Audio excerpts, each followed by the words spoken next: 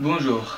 En tant que président de l'association d'enfants d'Afghanistan et d'ailleurs, je pars avec le Dr Duterte en Afghanistan et en fin d'année à Gaza pour essayer d'aider dans leur scolarité des enfants vivant dans des pays en guerre.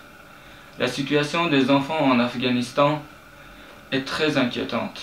En effet, selon le rapport de l'ONU, en Afghanistan, le taux de scolarisation en primaire n'est que de 66% pour les garçons et tombe à seulement 40% pour les filles.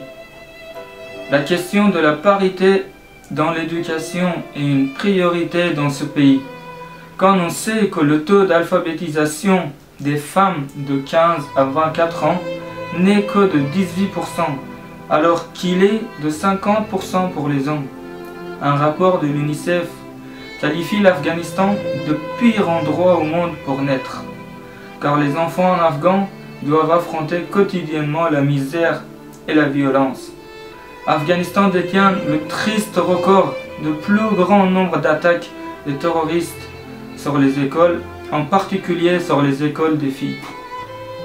En Afghanistan, environ 20% des enfants sont obligés de travailler pour subvenir à leurs besoins et à ceux de leur famille.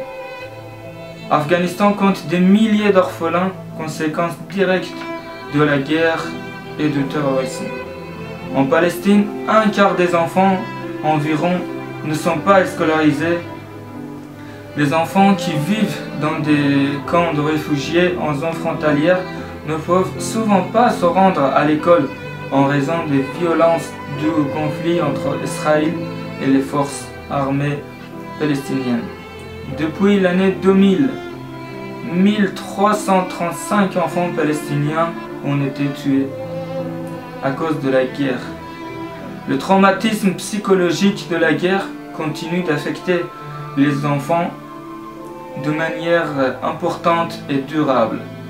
Près de la moitié de la population en Palestine a moins de 18 ans. 44% des enfants palestiniens sont des réfugiés en 2011. Plus d'un quart des enfants palestiniens sont considérés comme pauvres. 18% en Cisjordanie et 39% dans la bande de Gaza. Dans les pays en guerre, les enfants sont menacés, ils souffrent, ils ont faim. Ils sont privés d'avenir, il faut les accompagner et veiller sur eux, comme s'ils étaient nos propres enfants. La scolarisation des enfants et des adolescents est notre priorité à enfants d'Afghanistan et d'ailleurs. En France, nous aidons les mineurs isolés étrangers par des cours de français, des sorties culturelles et sportives.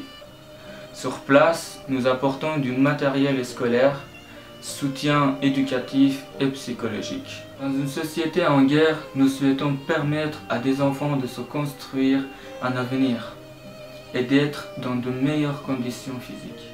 Nous soutenir, c'est aider des enfants à fréquenter l'école. Parrainer un enfant, c'est lui assurer un suivi tout au long de ses études, l'accompagner dans son projet. Nous avons besoin de vous. Plus nombreux nous serons, plus nous pourrons aider d'enfants. Merci. Merci de nous rejoindre et voici nos coordonnées. Merci beaucoup.